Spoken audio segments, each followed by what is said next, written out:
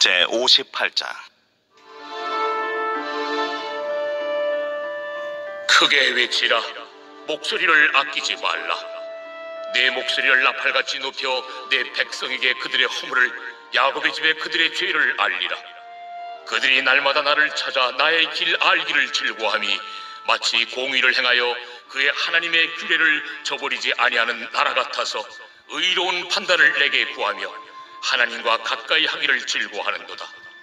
우리가 금식하되 어찌하여 주께서 보지 아니하시오며 우리가 마음을 괴롭게 하되 어찌하여 주께서 알아주지 아니하시나이까.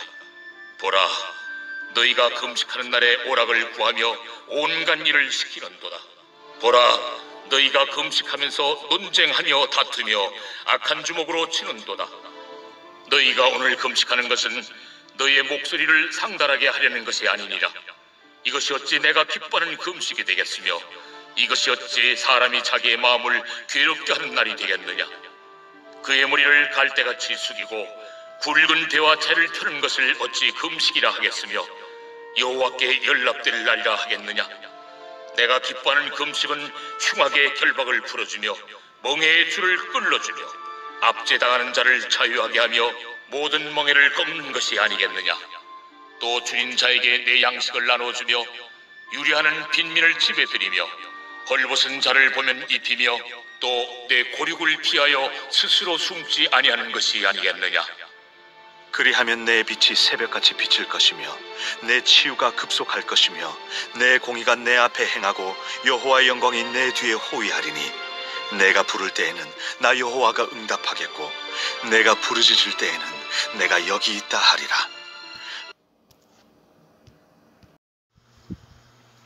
오늘 본문 1절에 보시면 하나님께서 이사야 선지자에게 크게 외치라, 목소리를 아끼지 말라고 하십니다. 이사야 선지자가 외쳐야 할 메시지의 내용은 무엇입니까? 1절 후반부에 나오죠.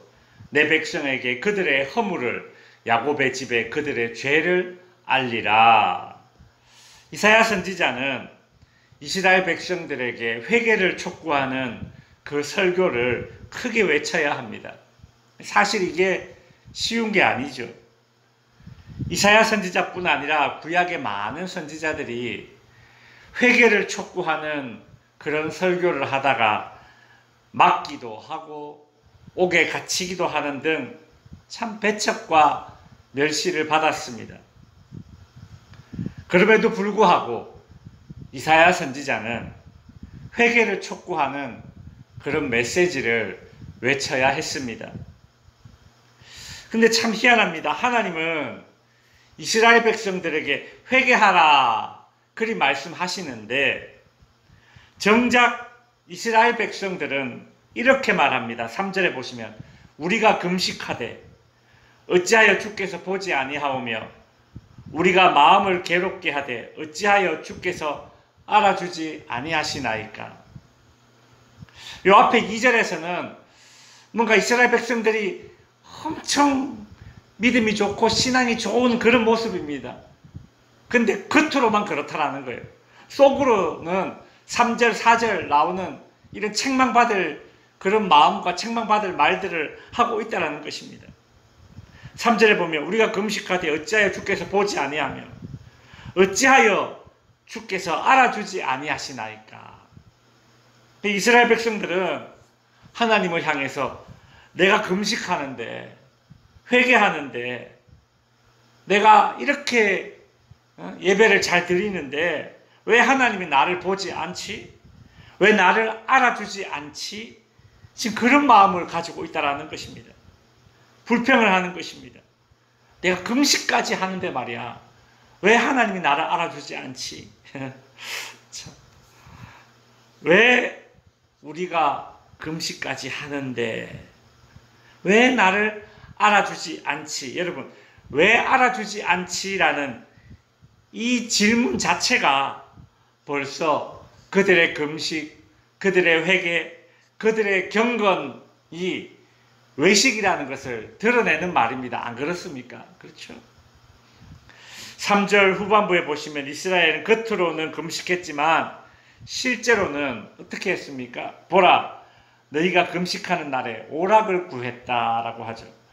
여기서 오락을 구했다라는 말이 뭡니까? 자기 하고 싶은 대로 했다라는 것입니다.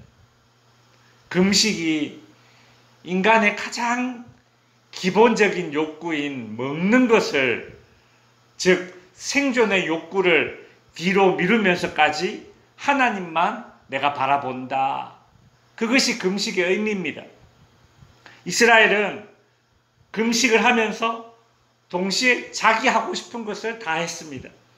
그러니까 먹는 것 빼고 자기 하고 싶은 대로 다 했다라는 거예요. 여러분, 그런 금식이 뭐가 의미가 있습니까? 그죠? 이런 이스라엘의 금식은 철저하게 위선적인 위선적인 경건 행위였던 것이죠.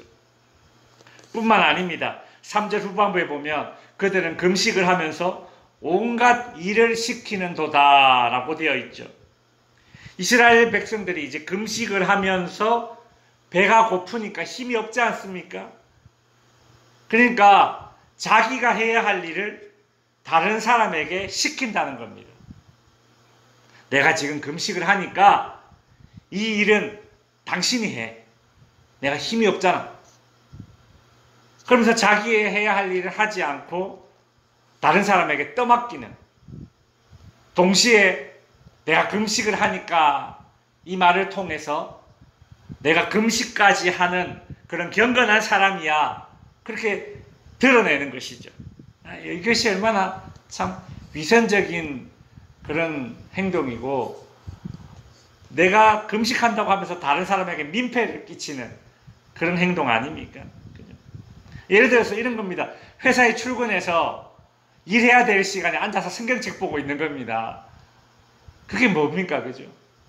그러면 일하는 사람들이 성경책 보고 있는 그 사람 보고 근무 시간에 신앙 좋다 그렇게 얘기하겠어요? 예수 믿는 인간이 일 안 하고 성경책 본다고 욕하죠. 그죠? 성경책은 집에 와서 봐야죠. 자기 개인 시간에 봐야죠. 일하는 시간에 출근해서 돈은 다 받아 먹으면서 성경책 본다고 하면 그게 하나님께 영광이 되겠습니까? 그죠? 꼭 그 짓을 하는 거예요. 내가 금식하니까 힘이 없어. 내 일을 네가 좀 대신해. 그렇게 떠맡겼다라는 거예요. 4절에도 보시면, 보라, 너희가 금식을 하면서 논쟁하며 다투며 악한 주먹으로 치도다, 이렇게 되어 있습니다. 금식하면서 서로 싸운다는 겁니다. 금식은 먹지 않는 것이죠. 그죠? 먹지 않으면 죽습니다. 즉, 금식은 자기를 죽이는 행동입니다. 자아를 죽이는 것입니다. 자기 욕구를 죽이는 상징적인 행동이 바로 금식입니다. 그런데 자기를 죽이지 않고 상대방을 죽이려고 달려듭니다. 금식을 상대방에게 이기기 위한 수단으로 그렇게 사용하는 것이죠. 여러분, 교회 다니는 사람들이 싸우면 세상 사람들보다 더 끈질기게 싸운다는 말이 있습니다. 어떻게 생각하십니까? 교회 다니는 사람들이 싸우면 교회 안 다니는 불신자들보다 더 끈질기게 싸운다는 거예요. 왜냐? 새벽마다 나와서 기도하면서 힘 얻어서 싸우기 때문이랍니다. 기도할 때마다 자기가 옳다고 그렇게 되뇌이게 되고, 기도할 때마다 상대방이 틀렸다고 정죄하고 있으니까, 이런 생각을 가지고 있으니 반드시 상대방에게 이겨야 됩니다. 그 순교할 각오로 논쟁하고 순교할 각오로 다투니 언제 그 싸움이 끝이 나겠습니까?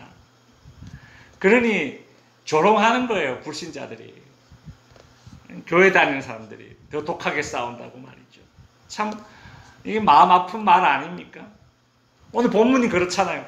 금식을 하면서 서로 다퉜대요. 그죠?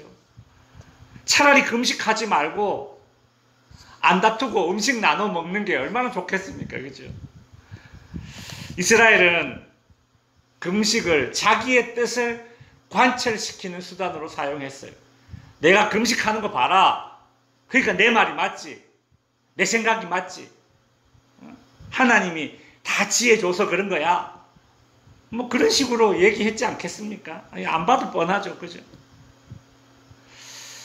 그러면서 상대방에게 내 뜻을 관철시키고 상대방보다 더 우위에 올라서기 위해서 금식을 수단으로 사용했는데 이것이 나중에 나아가서 어떻게 되느냐? 하나님 앞에서도 자기의 뜻을 관철시키기 위한 수단으로 금식을 사용한다는 겁니다. 4절 후반부에 보면 너희가 오늘 금식하는 것은 너희의 목소리를 상달하게 하려는 것이라. 하늘에 닿게 하려고. 그죠? 그렇게 금식을 한다는 거예요. 하나님의 뜻을 꺾고 자신의 뜻을 이루기 위해서 금식을 했다라는 겁니다. 여러분, 이거는 금식이 아니라 뭘까요? 땡깡이죠. 땡깡. 금식을 하면 내 뜻이 꺾이고 하나님의 뜻을 받아들이게 됩니다.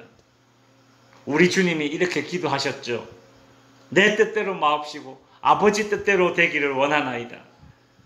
진정한 금식은 우리를 그런 기도의 자리로 이끌어낸다라는 것이, 그것이 진정한 금식 아니겠습니까? 그런데 이스라엘 백성들의 금식, 기도, 경건 행동은 어땠습니까? 보이기 위한 위선적인 경건이었고, 두 번째로 사람들과 하나님 앞에서 자신의 생각과 뜻을 관철시키기 위한 도구로 사용되었습니다. 그러니까 5절에 이것이 어찌 내가 기뻐하는 금식이 되겠느냐 하나님이 그리 말씀하고 계시죠.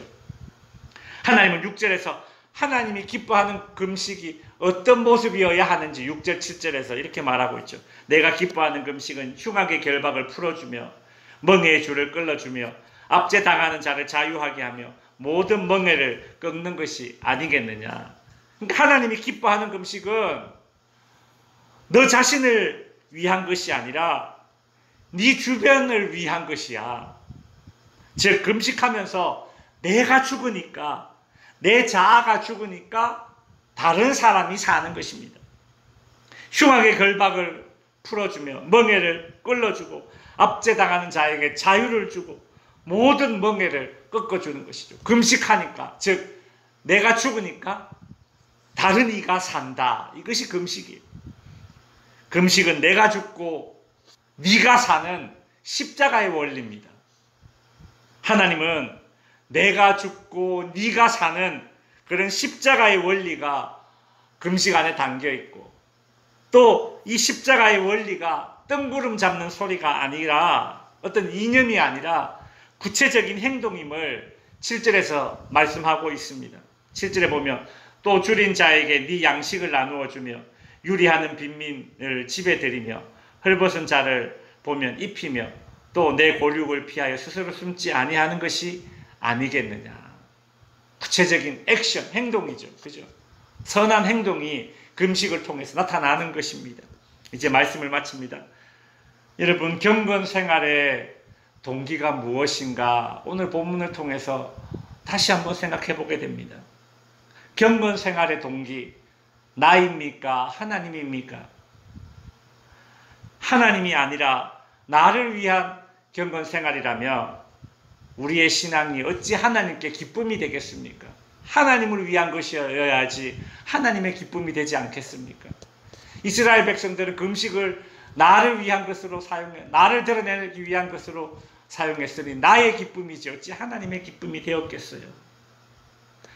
여러분, 경건 생활이 내 이익을 위한 것이라면 십자가의 원리가 전혀 작동되지 않는 신앙 경건 활동 아니겠습니까? 십자가의 원리 뭐라고요?